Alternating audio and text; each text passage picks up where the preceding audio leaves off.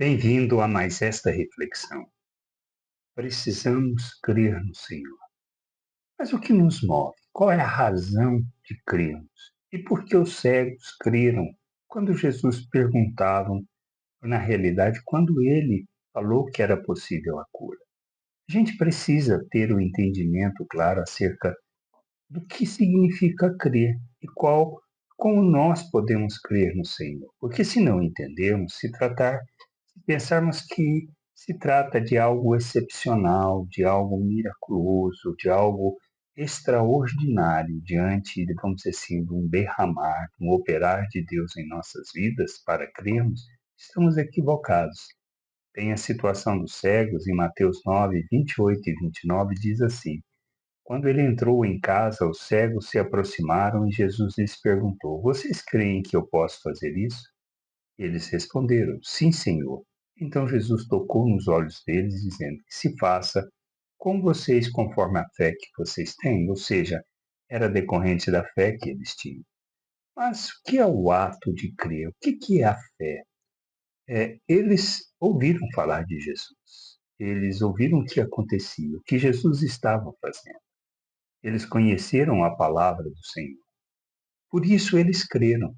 Então, crer naquilo que é a promessa de Deus, crer no nosso Senhor é resultante de conhecer. É pelo conhecimento que nós cremos. Paulo escrevendo fala sobre isso, que a fé vem pelo ouvir da palavra de Cristo. Ele fala isso justamente numa época em que não tinha quase nada escrito e que a maioria das pessoas eram analfabetas. Que a gente precisa entender que era uma palavra viva, que era uma palavra que era transmitida oralmente e ensinada oralmente. Que a gente precisa entender que nos nossos dias nós usamos deste recurso também para crer. Ou seja, ouvimos a palavra de Cristo e cremos nesta palavra.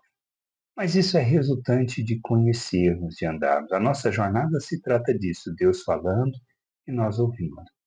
Mas o que temos mais que essas pessoas não tinham, ou seja, como o caso dos cegos que os levaram a crer em Cristo que ele podia curá-los.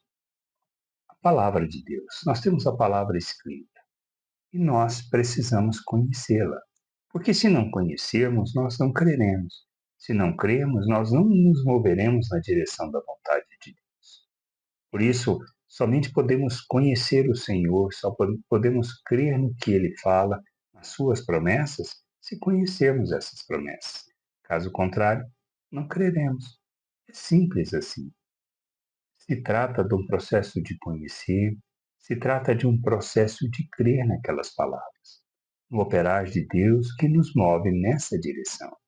Se entendermos que é assim a jornada, e nos comprometermos com Cristo de querer conhecê-lo, compreendemos a sua salvação pela graça, compreendemos o amor de Deus revelado por ele a nós, da sua oferta, que através da sua morte recebemos o perdão, da sua ressurreição a justificação, somos colocados na presença de Deus, no ato de arrependermos e confessarmos Cristo como Senhor e Salvador e como o único capaz de nos apresentar diante de Deus de forma santa, inculpável e irrepreensível.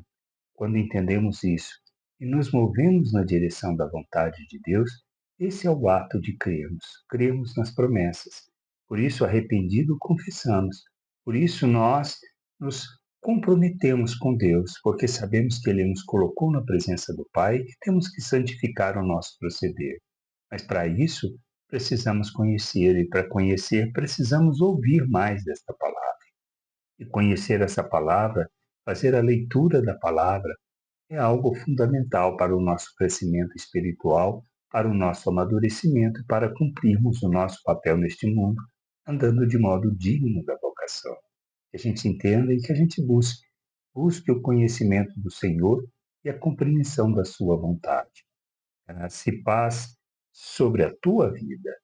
Amém.